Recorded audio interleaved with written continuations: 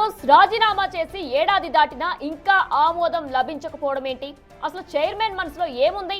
YCP MLC జయమంగళం వెంకటరమణ రాజీనామా episode ఇప్పుడు ఏపీ రాజకీయాల్లో హాట్ టాపిక్ గా మారింది. తన పదవికి రాజీనామా చేసి ఏడాది గడుస్తున్నా మండలి చైర్మన్ ఆ ఫైల్ ను పక్కన పెట్టడంపై సర్వత్రా విమర్శలు వ్యక్తమవుతున్నాయి.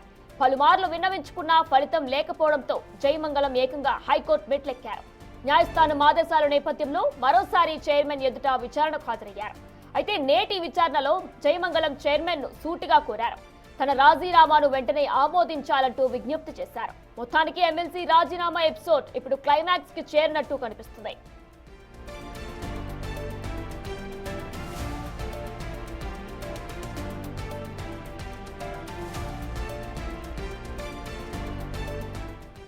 వైసీపీ ఎమ్మెల్సీ జయమంగళం వెంకటరమణ రాజీనామా ఎపిసోడ్ ఇప్పుడు ఏపీ ప్రభుత్వంలో కూడా హాట్ టాపిక్ గా మారింది.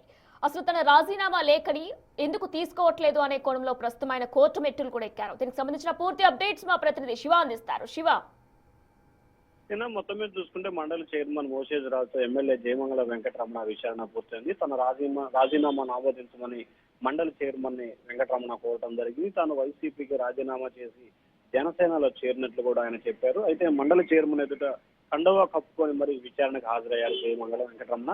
నేను ఇప్పటికీ జనసేన పార్టీలో అధికారంగా జాయిన్ అయ్యాను. మీ ఎదుట వేరే పార్టీ కండువా కప్పుకొని కనబడితే మీరు సస్పెండ్ చేయవచ్చు. అలాంటిది నా రాజీనామా విషయంలో మీరు ఎందుకు చర్యలు తీసుకోవడం లేదు అని మండలి చైర్మన్ వివరణ కోరే ప్రయత్నం చేశారు. అయితే మిమ్మల్ని ఎవరైనా ప్రలోభ పెట్టారని జయమంగళాన్ని మండలి చైర్మన్ అడిగినట్లు తెలుస్తా ఉంది.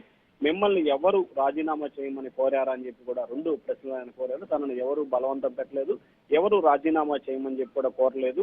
నేను స్వచ్ఛందంగా వైఎస్ఆర్సీపీ పార్టీకి ఎమ్మెల్యే పదవికి రాజీనామా చేశాను. మీ ఎదుట మరలా విచారణకు హాజరై నేను నా రాజీనామా ఆమోదించమని కోరుతున్నాను. కాబట్టి సాధ్యమైనంత త్వరగా తన రాజీనామాని ఆమోదించమని శాసనమండలి చైర్మన్ వెంకటరమణ కోరినట్టు కూడా తెలుస్తా ఉంది. ఆయన అయితే శివ, ప్రస్తుతం జయమంగళం వెంకటరమణని ఏదైతే నోటీస్ ఆయన ఇచ్చారో దానికి కనుక ఖచ్చితంగా యాక్సెప్ట్ చేస్తే హైకోర్టు, సుప్రీం దీనికి సంబంధించి నెక్స్ట్ ఎపిసోడ్ వర్షన్ ఏమై ఉండొచ్చు? అంటే ఖచ్చితంగా ఇప్పటికే జయమంగళ వెంకటరమణని పిలిచి విచారణ చేసి నివేదిక ఇవ్వమని చెప్పి హైకోర్టు ఆదేశాలు జారీ చేసింది. సో హైకోర్టు ఆదేశాల ప్రకారం కూడా శాసన మండలి చైర్మన్ మొత్తం 5 సభ్యులకి ఇవాళ ఒకరిని, రేపు 4 విచారణకు రమ్మని చెప్పి కూడా ఆయన కోరడం జరిగింది. సో విచారణకు రమ్మని నోటీసులు ఇచ్చారు కాబట్టి ఈ రోజు జయమంగళం వెంకటరమణ విచారణకు హాజరై తన వివరణ ఇచ్చారు. సో తాను రాజీనామాకి కట్టుబడి ఉన్నాను, తన రాజీనామాని ఆమోదించమని ఆయన కోరినట్లు కూడా తెలుస్తా ఉంది. కాబట్టి ఖచ్చితంగా శాసన మండలి చైర్మన్ ఇదే అంశాన్ని కూడా న్యాయస్థానం దృష్టికి తీసుకువెళ్లడంతో పాటు జయమంగళం వెంకటరమణ రాజీనామాకి సంబంధించి కూడా అనర్హత వేటు వేస్తారా, లేకపోతే ఆయన రాజీనామాని ఆమోదిస్తారా అనే దాన్ని కూడా శాసన మండలి చైర్మన్ కి విచక్షణ అధికారం ఉంటుంది.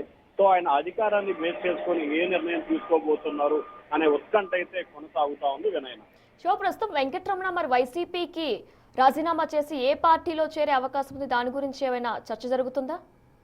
ఇప్పటికే ఆయన వైఎస్ఆర్సీపీకి రాజీనామా చేసి అధికారికంగానే జనసేన పార్టీలో చేరారు.